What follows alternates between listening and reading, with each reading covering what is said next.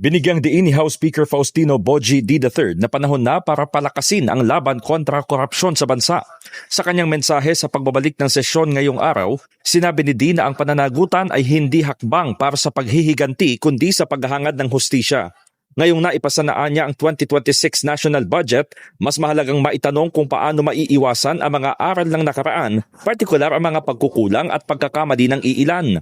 Paliwanag ng Speaker, dapat na ayusin ang sistemang nagbibigay ng pasakit sa mamamayan. Ipinunto rin ni D na kahit tapos na ang 2026 budget, paiigtingin ng Kamara ang oversight functions nito. Ito'y upang mabigyan ng linaw ang pondo at maibalik ang tiwala ng taong bayan. Sa pagpapatupad ng People's Budget, palalakasin natin ang ating oversight functions sa pamamagitan ng Congressional Oversight Committee on Public Expenditures. Magsasagawa tayo ng performance audit and validation, hindi lamang sa papel, kundi sa aktwal na implementasyon. Titiyakin natin ang bawat pisong inilaan para sa taong bayan ay nagagamit ng tama, sapat at makatarungan. In the heart of changing lives, ako si Brigada Haji Caaminio ng 105.1 Brigada News FM Manila, The Music and News Authority.